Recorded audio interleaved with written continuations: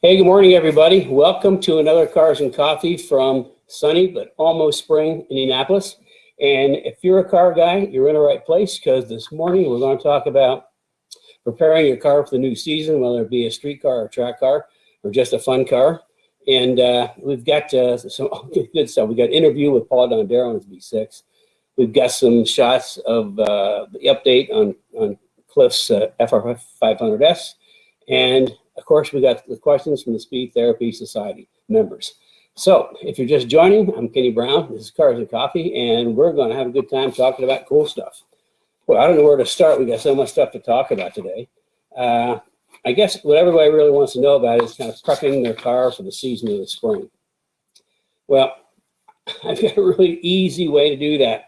If you recall, we've got this is my car prep sheet that I use, and we go racing, and it lives within the Speed Therapy Society resource Facebook group resource section. You can download it from there. But basically, it kind of, I mean, getting ready for spring is no different than getting ready for a track event or a race, and you pretty much do the same types of things. You know, you go under the hood, you want to check the air filter, you know, the radiator, power steering, oil levels. Well, I would change the oil. And if the car's been sitting around all winter, I'd go ahead and change the oil, get some fresh oil in there, oil and filter, and check the water lines, the fuel lines, you know, the power steering fluid, pretty much everything under the hood that you can have a good look at, the belts. And then, of course, you want to start taking a look, get the car up in the air using your Kenny Brown jacking rails and jack stands. So you get in the car, have a good look at everything. Now, typically what I do when we work on the cars is all four wheels come off so we can see everything. In fact, if you've ever been with me at the track, anytime the cars come in, we're racing, anytime the cars come in, boom, they're up in the air, all four wheels are off, and we're underneath, looking at everything underneath the car. But have a good look at everything, you know, and do your nut and bolt check, you know, brake lines, nuts and bolts, and just visually do a good check of everything. If it's not clean, give it a good cleaning. Because I like a clean car because I can see if anything's going wrong. And then, you know, same thing at the back of the car. You do a quick nut and bolt check. Just check everything. And then, let's see, what else do I got here? You know, you should check the rear end and transmission fluids, and also tighten up the bolts, check the drive shaft. Back to the engine, you know, alternator plug wires, the belts, and then, yeah, it pretty much goes over everything. Now, some of the other little things is if you had antifreeze in it for the winter, and it's a track car, you're going to want to drain the antifreeze out and get water in there with water wetter. Just straight water with water wetter cools much more efficiently than coolant. So if it's going to be a track car, get water in there. Also, a lot of tracks don't really like people running antifreeze. If something would happen, if somebody blows a hose with antifreeze, and it's an hour delay, because antifreeze is like oil on track, where it was just water, it will just evaporate off.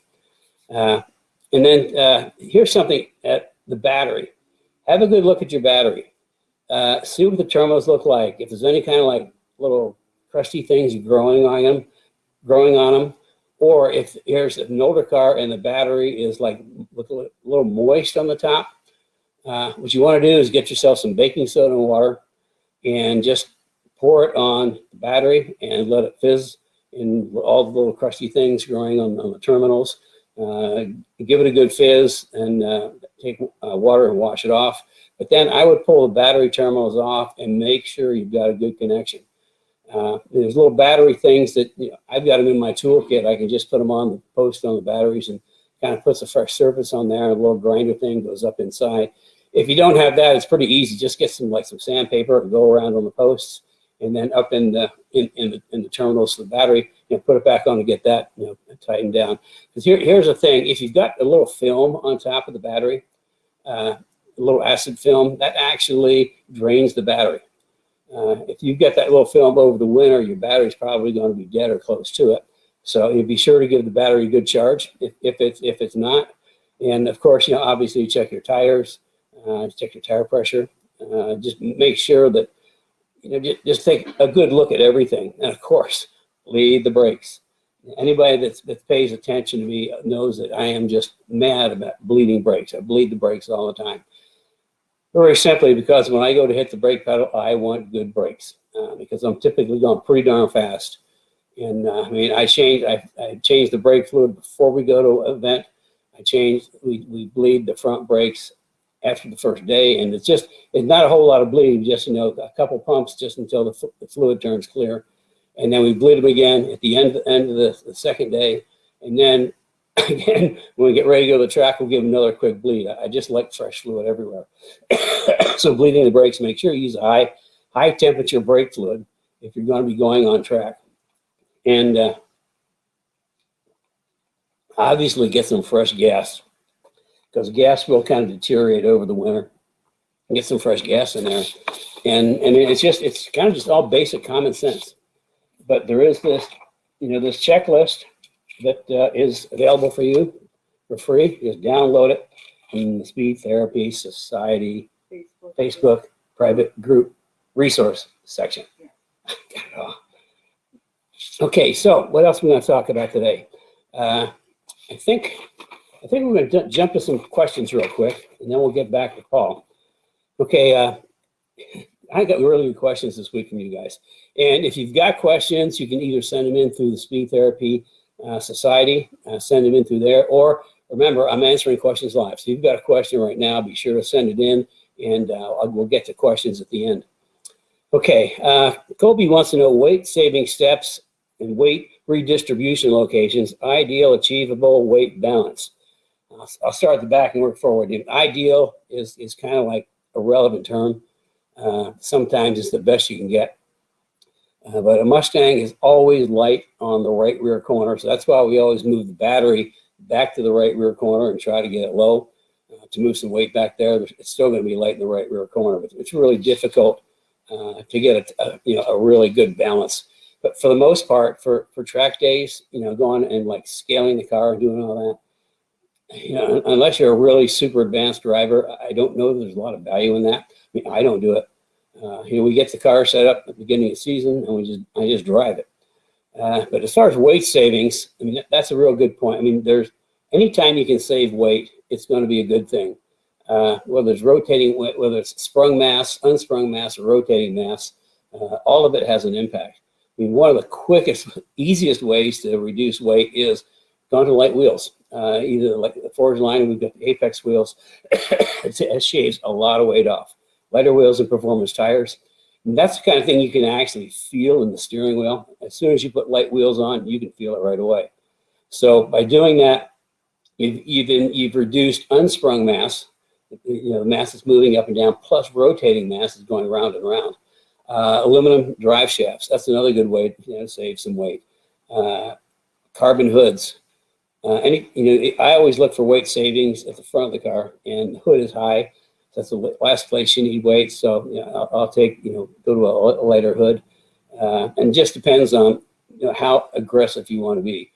Shaving the first little bit of weight off a car is pretty easy. But after that, every pound comes at a cost. You can really get these cars light, but you're going to spend a lot of time. You or somebody else is going to spend a lot of time, stripping out anything that is totally unnecessary. Even extra, if you've got the car caged, you can pull some of the inner panels out. But it's just, there's no ideal weight. It's, it's whatever you get, whatever you get. Move the battery to the back. You can play with moving weight around if you're on a scale. But like I say, for general track day, I don't think it's worth the effort. I think I told the story before when I first started working for the Speedworks people. They had 3 Mustangs in the Mustang Challenge in 2009. And they were like from IndyCar racing. They were basically Indy Lights team. So, their protocol and their procedures, every time the car came off the track, it went up on the scales. And, it took me a while to convince them that you really don't need to do that. This is not a formula car. We're not dealing with, minimal amounts of weight and getting the car super balanced. These are big, heavy cars that suspensions move all over the place. So, after they one event we tried it not doing scaling the car, and everything worked the same. So I just eliminated that procedure when it was scaling before we leave the shop, and that's it. So there are some thoughts. Tim Davis wants to know, he kind of mentioned, my concept of heritage Mustangs. I think we might touch on that next week because we got a lot going this week. Here's a good question from Glenn, and I might need some help from you guys. Glenn says that the 03 IRS Cobra True Track, have I ever heard of the True Track tearing up axle bearings? I have not. We use Torson's. I use True Track when Strange builds my road race 9-inch rear ends for S197s. There's a True Track in that, but otherwise we just have experience with Torson's. So anybody else out there has heard about that, let us know. Because I don't know if it's common or if this is something unique that Glenn needs to look into a little deeper. But if anybody knows or knows something that knows, please send it into the comments, and I'm sure Glenn can pick up on that. This is a great question, and this will strike a chord with a lot of people. I'd like to know how to properly bleed the clutch on an S197. I go crazy every time I do it. Well, welcome to the club. The way that Ford engineers did that, I think is kind of weird. There is no clutch bleeding system per se. When they first came out, what they recommend, they had this little vacuum pump thing. You set it on the top of the master cylinder, and you kept pumping it till all the air comes out. It's kind of silly in my view. But when we change clutches and go to the Tremix and performance and racing clutches, we use a release bearing that's bleedable. That has an extra little thing that comes out, so we can actually do just a proper bleed on it. But here are some things that we've tried and other people have tried. Just pumping it is kind of like what you have to do. Now, we had one of our guys said he actually parks his car on a really steep slope and then pumps it to get the air out. But that's about all you can do. The vacuum thing is what Ford recommends. Otherwise, it's just pumping. If somebody else has any other good ideas or has better experience, please let us know. I'd like to know, and I'm sure a lot of our other people would like to know. But the second half of his question, Kobe actually adds to that question. And he once said, I'd like to learn more about using a separate clutch reservoir and the parts needed. Okay, that is another great question. On Cliff's car, we put a separate clutch reservoir in. There are some kits out there. I know that the Shelby kit is, I think, well overpriced for what it is, and because of that, and because of inquiries, we're going to look at doing a remote reservoir kit that'll be a lot more cost effective than what's out there right now. But it's a great idea because you're separating clutch fluid and brake fluid.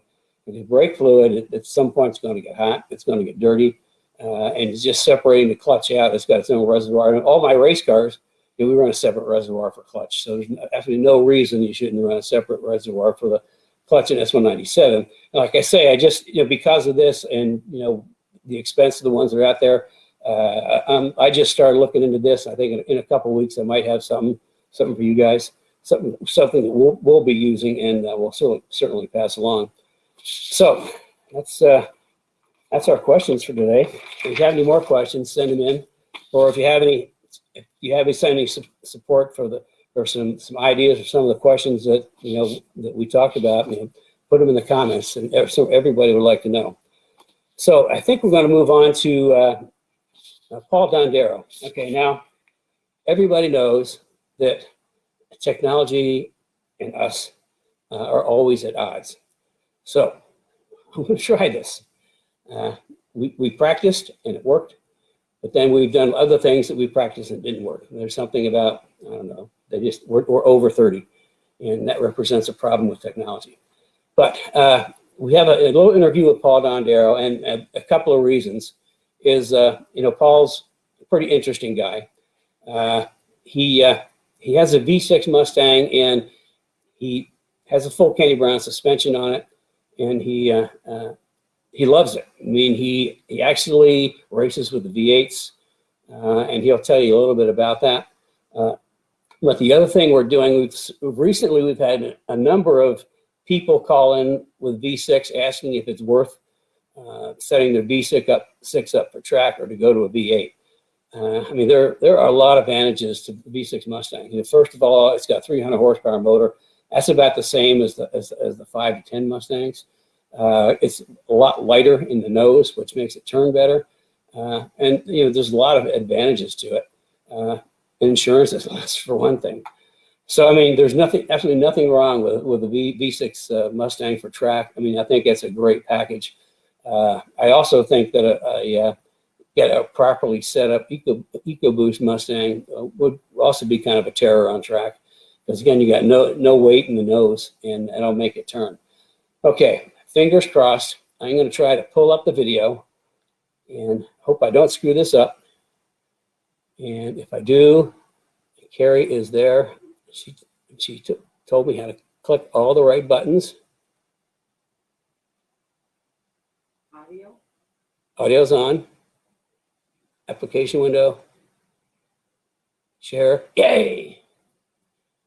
Okay, this is a great day and a successful day. Okay. Hello, everybody. Here I am with Paul Dondero, and we are starting kind of something new that we thought you might be interested in, and that's sort of a customer spotlight. Paul, how are you doing today? I'm well, thank you. Well, you have kind of an interesting story, and I heard it from, the reason that we're doing this is I heard from Rich and some others that you have a V6 Mustang that's Kenny Brown equipped suspension, and you seem to do pretty well running with the V8s at tracks like Road America. And I thought, boy, isn't that interesting? So I thought we'd chat with you a little bit. And it's kind of like those V8s are going to be in big trouble next season, and we'll talk about that at the very end. But before we get into that, you do a lot of track driving, but from what I understand, going fast is something that you're experienced with before you started driving a Mustang. Can you expand a little bit on that? Yeah, yeah. Actually, the Mustang is my first time with a motorized vehicle of any type, but I'm actually been a broken down luge racer for quite a while. I raced luge from 1980 through 1985 competitively, and then I get some masters races in here and there when I can. Luge is an interesting sport. It's a lot like road racing in that you're going down a twisty, turny curve and curvy course that, you know, you got to pick your lines and get it in the right spot to get in and out of a corner. That's not that much different than driving on track. You know, as I found out, when I first started driving on the track with my car, I was okay picking the lines, but I think I scared my instructor pretty good, because I really wasn't going for the brakes very much, because, well, luge has no brakes. So that was a whole foreign thing for me. That's okay. Who needs brakes anyway? Yeah, they just slow you down. Actually, you do, because, you know, when I finally figured out how to use the brakes, the lap time started coming down quite drastically. So, yeah. Well, what kind of steered you towards a V6 Mustang? You know, I liked it, the look. Number one is I've always been a Mustang guy, but I looked at the V6 Mustang and, you know, the S197 package, and I saw that the V6, the 3.7 V6 had 300 horsepower, and in doing a little investigating, you know, that really wasn't all that much different from the earlier V8s. And, you know, I took one for a drive and I said, boy, it's got a reasonable amount of power. You know, it's not going to, you know, smoke the tires and all the gears or anything like that, but it had enough power for me to keep me happy. And then, you know, when I got the suspension system in it, it kind of stunned me as to how well the car performed, quite honestly. I think before suspension, I think you started with just the chassis support system. Is that correct? I did. You know, I started out with the chassis support system, and, you know, the first thing I noticed when we got it all welded in and everything is we took it for a ride, and we were going around some big, long, swooping curves. And the first thing I noticed was the doors don't rattle anymore. I mean, if it did anything, it fixed that. Because I knew the body was twisting because I could feel the doors rattle and you hear it. But also when I just with that, the bracing system in the car actually tracked around these corners quite well, Kenny. I was actually surprised. Yes, it wandered still a little bit, but nothing like it did prior to having the chassis stiffening system welded in. So yeah, after that I was sold. I said, okay, we got to move forward with this. So what were your first impressions after you installed the AGS 4.0 suspension system? You know, my first impression was finally the car drives like it looks. It looks like a cool car, but now it drives like it's supposed to. I mean, the system took and fixed all the ills that were inherent with the car, and I had nothing but pleased with it. It's absolutely stunning the way that it transformed the car. Well, the whole reason we're doing this is because I guess you've got a story about your little V6 with a Kenny Brown suspension and V8 Mustangs. Oh gosh, yeah. You know, the two tracks that we primarily go to are the Road America up here in Wisconsin, and we go over to the Black Hawk track, which is a much smaller club track. And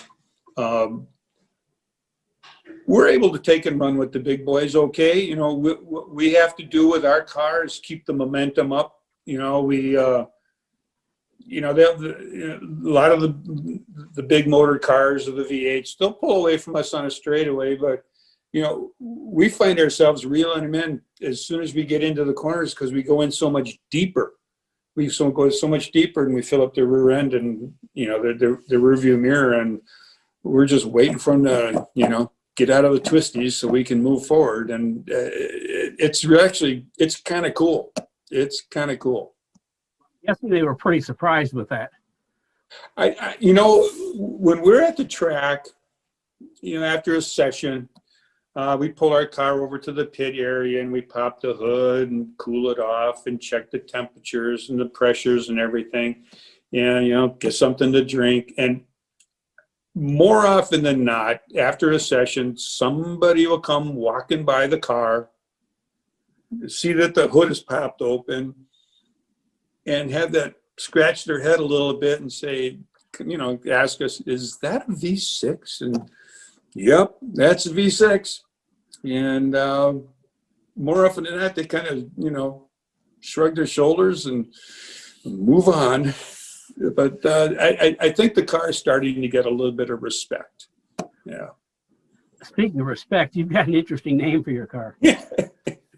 Yeah, you know, I thought about it for a while, you know, and watching the Cars and Coffee, and, you know, all these people are naming their cars, and I thought to myself, boy, I got to get a name for this car, and it hit me like a ton of bricks.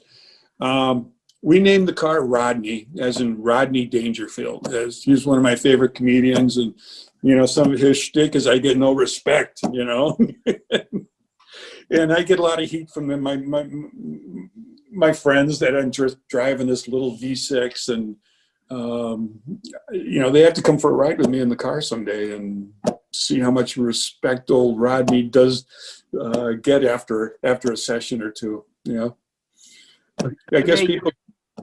Yeah, the other day you were telling me that you were you often end up explaining or talking about your car to people when they want to know what's really in it. And I do, and you know, quite honestly, the engine has zero modifications, nothing.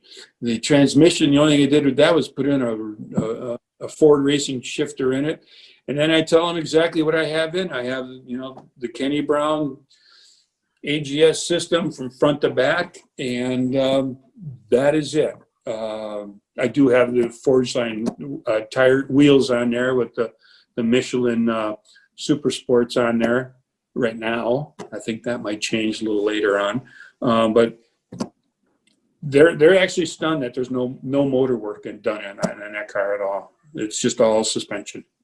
Well, I mean, in Cars and Coffee, I mean, everybody hears me talk about there's a lot of speed in the chassis. You know, that modifying the engine is the last thing to do for a track car. And I think you're a pretty good example of that. You know, and having conversations with Rich, you know, it's, you know, I'm a relatively new truck driver. I've done this for a couple of years now. And one of the key notes that I got away from our conversation was, you know, having a lot of power is just another thing you got to manage. And when you're new to driving, you know, I'm looking to hit my marks. I'm looking to get my line. I'm trying to stay out of anybody's way. And I'm focused on my driving. I don't need a lot of power right now. Maybe someday, but as of right now, I think old Rodney does just fine, just with the power that he has. Well, I think that the guys that were surprised with Rodney in the past, keeping up with the V8s, I think are going to be even more surprised next season. Yes, because I'm very much looking forward to the latest and greatest Kenny Brown upgrade to the suspension. As you can tell, I'm putting in the JRZs. I'm going to go with the K-Link, and again, it's make the car drive as well as it can, and you know, let her rip. Yeah, I think with the lightweight and the nose of your V6 and the K-Link, it's kind of like, you know, what you can probably expect is pretty much as soon as you turn into a corner, you can put your foot on the gas. You don't have to wait. That's going to be something to look forward to. And actually, instead of waiting to get back to the gas to the apex, you just drive to the apex. And then by that time, you're carrying a boatload of speed, corner exit speed. That corner exit speed is pretty impressive as it is right now. I can't tell you how much I have to sit and wait for, you know, other cars to, you know, get turned and get moving. Get out of your way, basically. Yeah, it happens sometimes. It does happen, and you know they'll zip off to down to the next straightaway, and there I am waiting for them to get out of the way, which is kind of cool. Yeah, I do this for fun, and it's a blast. Well, that's cool. Yeah, it is. It's really, I'm excited for it. Yeah. Listen, Paul, I really appreciate you joining me today, and just keep rubbing your hands. That suspension's going to be here before you know it. There you go, Kenny. Listen, have a good day. Thank you. You too. Thanks for being here. Thank you. Did I make it back? Okay.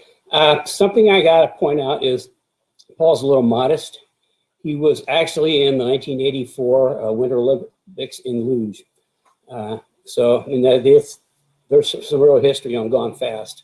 And I just absolutely cannot imagine sliding down an icy, twisty slope with your butt in a little bitty tin can and no brakes. No steering wheel, no brakes, no nothing.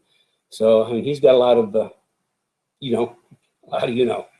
So I think with that, we're going to, oh, here we go. I got a sign. If you're just joining us, I'm Kenny Brown, and this is Cars and Coffee, and we're talking about all kinds of cool car stuff. And next up, we're going to talk about Cliff's car. And this is, it's really interesting, and I thought you guys might, find it interesting too, is Cliff has one of the Mustang, Ford Racing FR500S Mustangs. Now, the story behind that is in 2007, Ford Racing built a bunch of, a fleet of Mustangs for Miller Motorsports Park for their driving school. And then Mr. Miller was just an absolute nut about Mustangs. In 2008, they built a small fleet. I think it was 74. I can't remember exactly, of the FR500S, which was an upgrade over the Miller cars. It was a little bit nicer car for the Mustang Challenge. And that went through 2009 and 2010. And I actually engineered 3 cars for Speedworks. Who were based here in Indianapolis. And actually, it's kind of weird. Cliff's car is one of the cars I engineered for the Mustang Challenge. It was really kind of cool seeing it again. It still has some of the Kenny Brown stickers on it. but he he really wanted to upgrade the car and make it drive better. He was having some real issues with the way it handled. So this all started out, we were going to ship him the AGS 4.0, and then he thought, you know, I'm not real happy with some of the people around here. I'm just going to send you the car because I want it done right. So when the car got here and we started working on it, and then, you know, because it was here, Cliff just said, man, I'm going to do this really, really right. So we've added the Pro 4R brakes in the front. We've added and then what we're actually doing in general terms is the Mustang Challenge ended in 2010. In 2011, there was no place for these cars to go and race. So Ford Racing cut a deal with the SCCA that they could run in World Challenge GTS class, but they obviously were going to be overshadowed by the Boss S Mustang. So they allowed a series of upgrades to make them, you know, a lot more competitive. You know, one of them, which was my AGS 4.0 suspension, and the other was with an engine package that was the CNC heads, hot rod cams, intake manifold, and throttle body. So I thought, you know, it's here. Why don't we just upgrade this car to a full 2011 World Challenge spec FR500S? I mean, we could have done more wild things, but I thought, you know, let's retain the integrity of the car rather than, you know, go off in the wild blue yonder. So it's pretty much, we've sort of stated the fact that being a 2011 FR500S GTS World Challenge Mustang with a couple of extra little things. You know, we've gone through and this car's seen a lot of different people in a lot of different years. So we've really gone through and gone through the car top to bottom and just tidied things up and made things better. And it's going to be pretty cool. You know, I added the wing on the FR500S is pretty, but it's real low efficiency. The old joke back then was how much does the rear wing, how much downforce does the rear wing make? And the answer is 19 pounds at 0 miles an hour. So what we did, we added a little gurney lip to the back to make that more efficient. We've added a diffuser in the back to help the wing be more efficient. And we're going to do some other things. We're going to put aside our fender skirts on the front fenders to help front downforce. And he's already got the Tiger hood, so that's a good thing. Oh, we've also upgraded to the triple pass, Kenny Brown triple pass radiator, which is, you know, he's never going to have a cooling problem after this. And did some other tidy up things. So I think Carrie's got she's put together some pictures.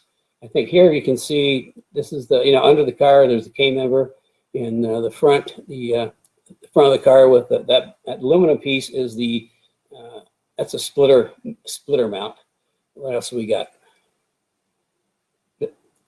Okay, here we go. This is the JRZs. He went up to the single adjustable JRZs, which is an absolute fabulous shock package. The car had Sachs shocks, and that's what came with them. For the series, and I was never a fan of the Sachs shocks, but seems everybody in the series had the same shocks. It didn't matter. I think the engineer that put the Sachs shocks together knew nothing about racing Mustangs, because they had the way the adjustment was set up. They had like 20-some bump adjustments and like 10 rebound. Well, that's backwards for Mustang. It should have been like 10 bump adjustments and 20-some rebound, because we do most of our tuning with rebound on shocks. And Cliff had some people out there rebuild the shocks, and they didn't understand how to set them up either. So I'm surprised that, you know, Cliff gets a big shout out for being able to drive the car the way it was. But we get the single adjustables, only one thing for them to just the rebound, and that's a great shock package. We've got our track springs on it, 650 front and 650 rear. And if you've been paying attention to some of the other things, you know why we did that. And then you can also see the adjustable sway bar end link. The next picture, Carrie. There's nothing on the rear suspension. Oh yeah, I tell you, there's nothing on the rear suspension because he has the new rear suspension, and that's not being released to the general public until, we're not sure yet, maybe the end of April. I mean, we have no pictures. He has our rear suspension. Yeah, he has the rear suspension, but we're not sharing pictures. Let's put it that way. And anybody who, I mean, how many people out there were able to join us for the private reveal on the new AGS 4.5 that we had a week or so ago. It was private for the Speed Therapy Society people, and they also had the second opportunity to purchase a new rear suspension. The first opportunity went to the Speed Therapy Academy folks. They saw it first, and we built first lot of 10 just to get it going. Boom, we sold those up straight away. And then we introduced it to Speed Therapy Society people in a private reveal, and they're kind of like selling like crazy. And for those that weren't there, once you get to see it, as we introduce it to the general public and the media, you're going to be probably pretty impressed. I know everybody else was, and what it does, it just changes the car dramatically. Anyway, here's the Kenny Brown Pro 4R race brakes, which we're pretty proud of. I mean, we spent a lot of time and energy working with Bear to make these kind of like the absolute best race brakes, dollar for dollar, you can get for a Mustang. It means what was on the car, the FR500S originally came with the Brembo Gran Turismo brakes, and somewhat had switched over to Stop Tech, and Cliff never did like his pedal feel, and I can back that up, because back in the this is back with the I'm trying to think what years. Anyway, it had to be late 90s. We tried some of the Stock Tech brakes. It's a nice brake package. I mean, it's good quality, well built. I just don't think they've got the piston size right, because I do not like the pedal feel either, and that's when we pretty much switched over to Bear exclusively. But these race brakes have just every single possible feature you can get. I think you'd have to go to a Brembo GTR brake, which for a Mustang I think is $8,500 or $800 an axle set. And this is a lot more cost effective. It's 4 pistons instead of 6 because it's lighter, but we still use the same 6-piston brake pad profile. And it's been lightened. It's got the R-spec rotors, and the cool thing is the front brake pads are an inch thick, which is always a good thing. So go to the next slide, Carrie. Now here's something cool that we did is his brake hoses were kind of torn up, and he had the Ford Racing 4-inch brake ducts. And you've heard me talk about we did a comparison test with the Speedworks Mustangs and M69. I had our 3-inch brake ducts. They had the 4-inch brake ducts, and overall temperatures were close to being the same. The big difference is with the 4-inch, because part of the duct as it went into the rotor, part of it hit into the eye of the rotor and part of it hit the face of the rotor. And what was happening, it was like difference in temperature outside and inside, and we had uneven tire wear or uneven brake pad wear with the 4-inch. So I mean, the 3-inch is I designed it specifically so we can squish it down and put all the air goes right into the eye of the rotor. Well, this makes it even cooler, because what we did is it has a 4-inch. So what we did, put my 3-inch on there, but as you can see, we necked it down. We took the 4-inch and necked it down to 3-inch. You're reducing the area by 25%, which means it's going to be forcing a lot of air into that 3-inch duct. So there's going to be a ton of air going into at very high velocity into the center of the rotor. So those brakes are going to cool like crazy. Okay, next one. Oh, and here's we decided to do the whole engine thing. So here's kind of engine parts laid out, and the heads with the hot rod cams. Ford Racing doesn't sell those heads anymore that were part of the package, but we've got something that's just a little bit better. We went and got the Livernoids. I got some friends at Livernoids, so we had them CNC do a stage 2 CNC on the heads. So these are going to flow a lot of air. Next. Okay, there you get a good shot of the combustion chamber and the intake, and you can see that. I mean, Livernoids does such great work. I highly recommend them if you need something done, or if you want to have me get a hold of them before you go through us, and we can do that too. But they do really nice work. Next. And there you can see on the left is the intake port. And you know that when you know you've got a good port design, when you can look through that port and you can see the valve, you know there's going to be a lot of air going through. The same thing on the exhaust side. It's a D port, it's a quasi D port, and you can, like I say, you can see most of the valve in there, which means a lot of air is going to be coming out. Next. And there it is, nestled right back in where it belongs, with the Ford Racing intake manifold and the Ford Racing 62 millimeter throttle body. And then we also upgraded to had the Ford quasi cold air kit, which was nothing more than the factory snorkel with a a big air cleaner. But we switched over to the JLT, which this is going to flow a ton more air. Do you have any more pictures? Ah, yeah, here we do. We did some nifty things when we put the triple pass radiator in. The shroud that was in there, and here we talk about, make sure the radiator shroud is all the air goes through it, not around it.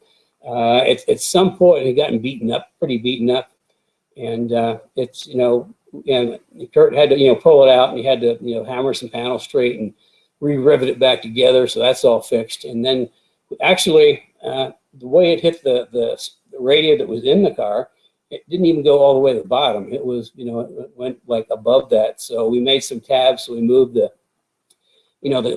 shrouding all the way down to the bottom of the radiator, as you can see in the picture on the right. So we're getting all the air goes into it.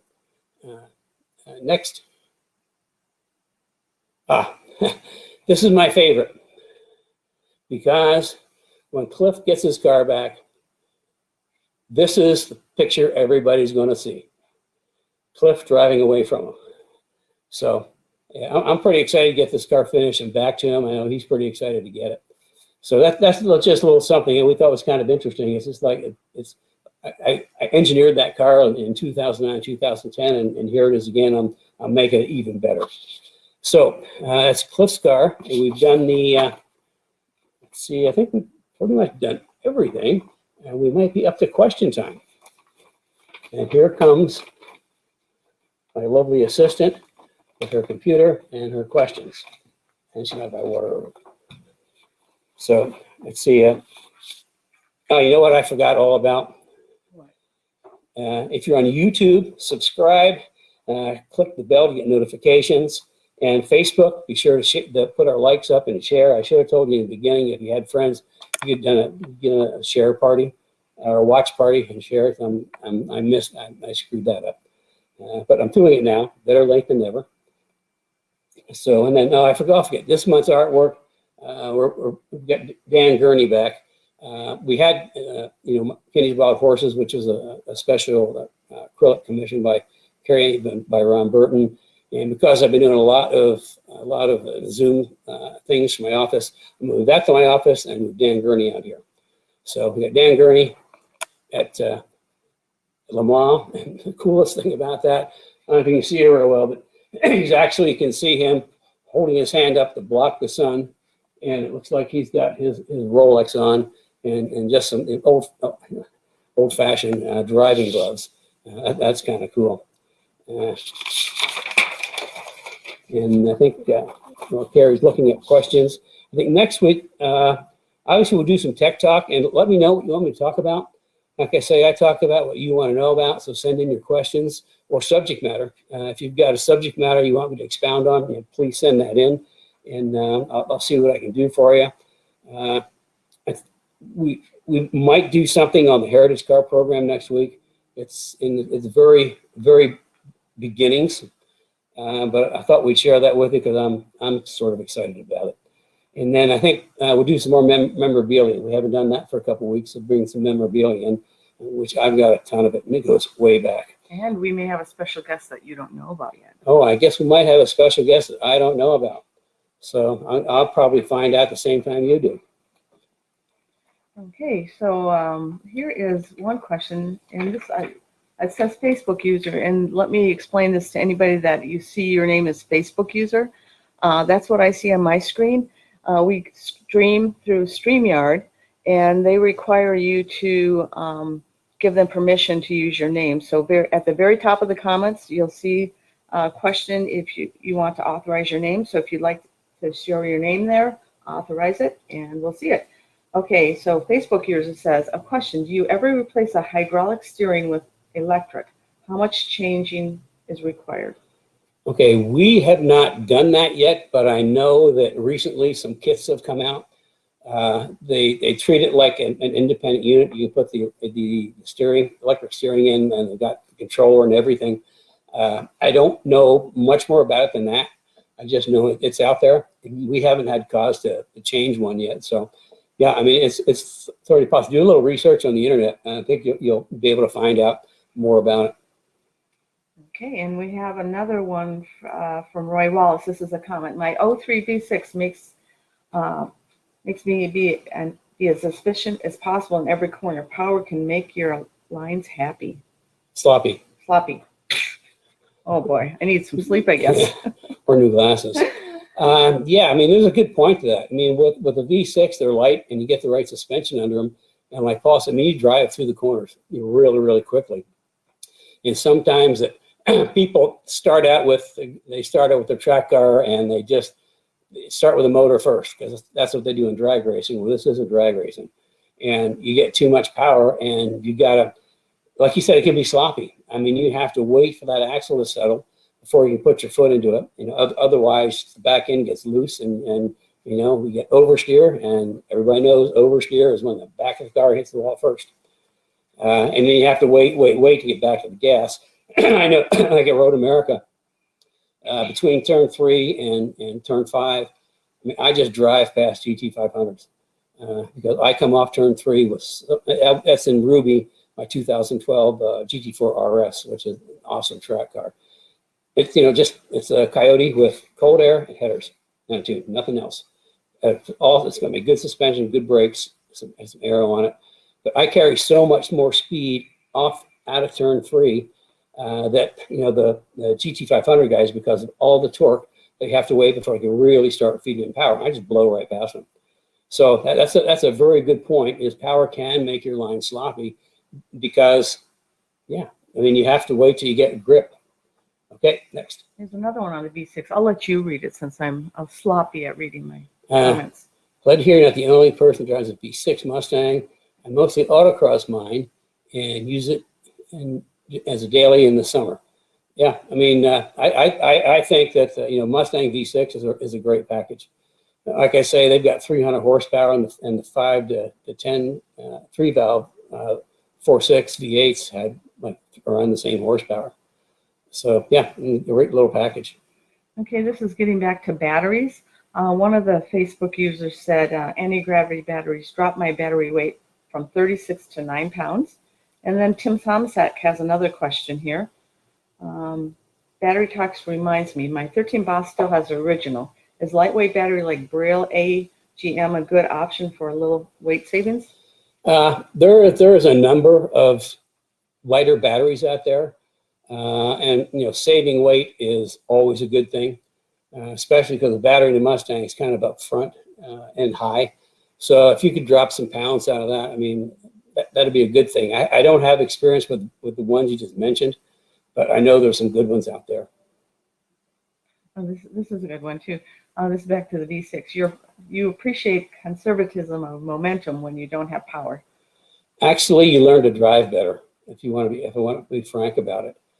Because momentum is very important.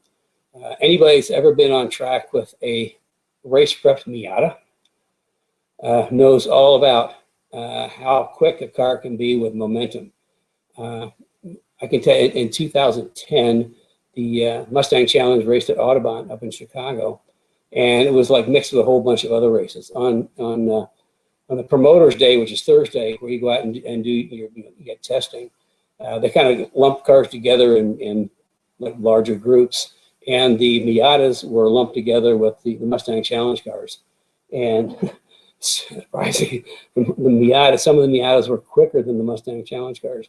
And it's not the power, it's the momentum. I mean, they just carry so much speed around the corner. Remember, a lot of speed around mid-corner gives you a lot of corner exit speed, which gives you speed down the straightaway. So yeah, I mean, that's a good point. Okay, and I'm just going to add a couple comments here about the rear suspension. Now I lost my spot. Okay, so Calvin says, I was there. That new suspension makes me want to buy a car it fits on. Calvin's driving a Fox right now. I'm getting ready to campaign it, I believe. Steve Calistini. I tended to know the secret weapon. Good morning from Oregon. So, Steve. Yours is on its way. Yep, left yesterday. Left yesterday afternoon. Dale, excited about your new rear suspension, but worrying about using exposed Heim joints due to dirt and wear. What is your take on Heim joints for daily use? The Heim joints, we have to realize the Heim joints we used a couple years ago, we switched over. Everybody in the aftermarket uses great big clunky 3/4 inch rod ends, and they weigh a lot, and then the control arms weigh a lot with them.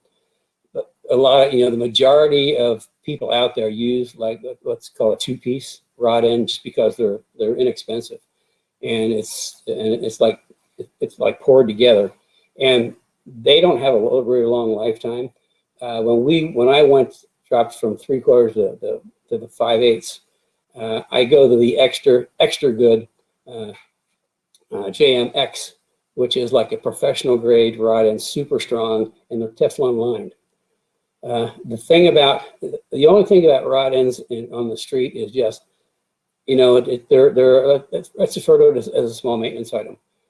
You just have to, make sure they're clean. Every now and again, kind of crawl under with some brake clean and just give them a quick shot. Get the dirt off of them. You never ever want to put any kind of lubricant on there. Some people think if they put a little like WD-40 on there, it helps make them work. Well, all that does is attract dust, and the oil and the dust turns into sandpaper. So yeah, we have really good luck with them, and just it depends on your environment. Just a little maintenance, a little brake clean, and I wouldn't like soak them down. Just give them a quick shot, and you're good to go. Okay, we have other comments on on the rear suspension. I almost blew the name of it. Well, I mentioned it in the video, okay. So but don't tell them anyway, in case they weren't paying attention. Anyway, Tim Thomas says it's often, and he won't say what it is. We also have Bob Jones, a great session with Paul, and the photos of Cliff's car. So Bob Jones is one of our Speed Therapy Academy alumni. And just a little note on that is we had the special preview I think a week ago, and then Thursday night we had a bonus session for those that had ordered the new rear suspension. We put together a little bonus session, and it's like it mirrored what we do in Speed Therapy Academy, where it's kind of like at the very end of the Speed Therapy Academy, we go through the car front to back, the shocks, the suspension, the chassis, aerodynamics, suspension geometry, setup, tuning, all that. And we get to the very end, people send in their videos, and I do some driver coaching. In fact, I didn't erase the board. This is from Thursday night, and we're talking about, the subject was early apexing, and we had some good videos, and we talked about that. So the thing about is the Speed Therapy Academy alumni are always welcome and to join any of the special sessions, even if they're private. The Speed Therapy Academy alumni is kind of like an elite group of people, and so they're always allowed to join any of the private events that we have going. So they were there, and I think anybody that went through the academy will tell you it's kind of interesting. You learn a lot. But anyway, we did the special bonus Thursday night and went through driver coaching, which was kind of cool. So right now we have 2 questions left. If you have any questions, this is last call for your questions for Kenny. This is from Jake. And by the way, Hersterfer, we're getting to your question next. Jake, what is the best battery that you found for campaigning your car? There's a lot of them out there. I can tell you the ones that I've had issues with are the what are those yellow ones? The yellow ones and red ones. They're yellow and red. Yeah, yellow top, red top. We had a late night last night. So anyway, do you want to talk about it next week? Yeah, those are the ones Optima. There we go. I should know that they have their name on everything. I've had a number of issues with those batteries retaining a charge.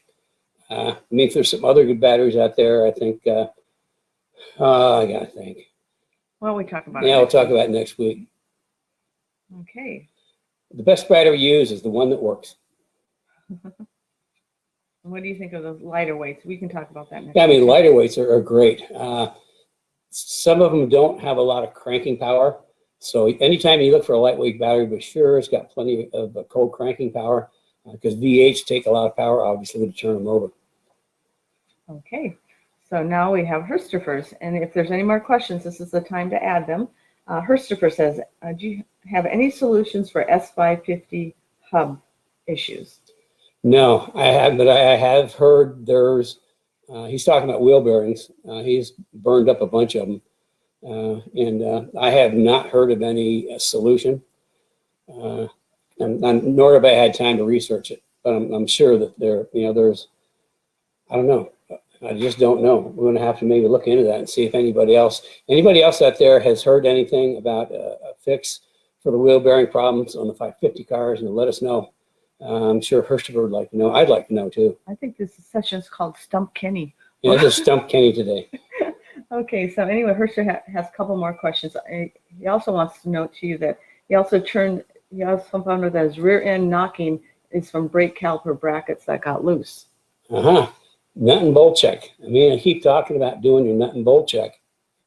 And I've had a lot of people that over the years have called in the cars, little problem here, a little problem there, and they're trying to do all kinds of crazy things. And I have them do like a nut and bolt check. And sure enough, here's a loose bolt. So yeah, that's, doing your nut and bolt check is really, really important. I mean, on my race cars, I have what we do, a major and a minor. Nut and bolt check, a major is like every single nut and bolt.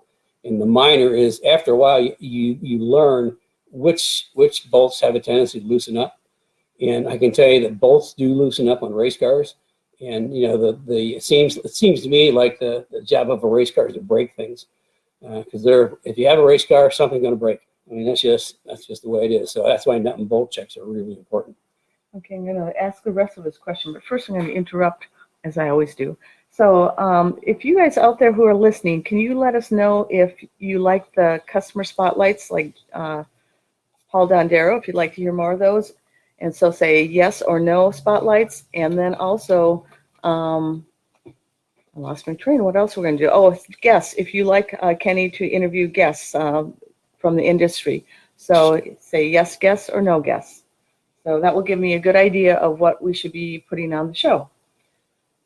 Or if you just like more tech questions answered by Kenny. Okay, here is the rest of his question. How critical or risky is this loose bracket, the brake caliper bracket? And then is there a solution for this to not happen again? I say risky, and yeah, I think it's not a good thing to have a brake bracket loose. I mean, the thing to do is whatever bolts are getting loose, get some blue Loctite, not the super gonzo Loctite, but like blue Loctite. Put a drop of Loctite on it, and then be sure you torque the bolts to factory specifications. Or the other thing too is a lot of these bolts on these newer cars are like one-time use bolts. Why they do that, I have no idea. But if you could just replace the bolt too, and then put some Loctite on and see if that fixes it. Okay, and Jake Rocco on the battery question said, thank you. I'll watch next week. I'm a Butte College automotive student, and I just want to learn as much as I can. Well, we're glad to have you. Maybe you should join our Speed Therapy Academy, which is the next academy is going to start in, I think it's the second week of April. Mm-hmm. And yeah, you'll be hearing more about it. I mean, it's pretty cool. I mean, if you want to learn a lot about cars, and if you're a track guy, and the whole idea is by the time you're finished with the academy, is a lot about cars, a lot about things you didn't know about, and then when you go to the track, you're going to know, you're going to be the guy, and you're going to know what to do and how to do it, how to adjust your car, and how to blow past people, also how to drive it. And also we have Tom Nelson, who is one of I signed up for the next academy. Oh. So yeah, he's watching today. I'm glad you had to join us. And let's see, we also have lots of yeses on both the guests and the spotlights, the customer spotlights. Okay, see if there's anything else. Oh, Dan, maybe it's on myth too. Remember to visit cruiseforacause.org and use promotion code KB25 for 25% off your chances to win a 21 Shelby GT500. Yeah, it's a cool deal. It's a cool car. It's an extremely good cause.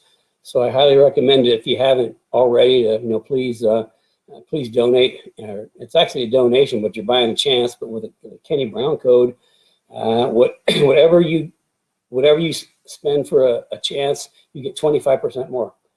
So if it's like you get say you got spend 100, you get 125 worth of chances. Oh, and we have another. This is a Facebook user, which I'm sure it's one of the alumni, because they say, "Do the Academy, it is great!" Exclamation points. So, okay. So anyway, I think that's it. I don't see any more questions.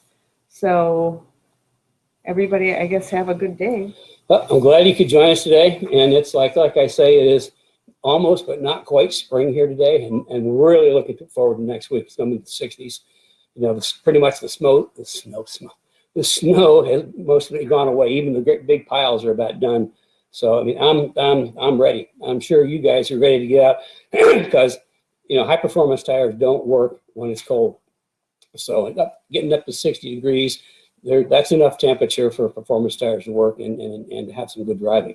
So if it's like that where you are, get out and enjoy the weekend. And I can't wait till it gets a little better. And we'll see you next week with what we talked about. And I guess a special guest that I know nothing about. I'm in the dark. So, okay, well, listen, glad you could join us this week, and we'll see you all next week. Have a good weekend.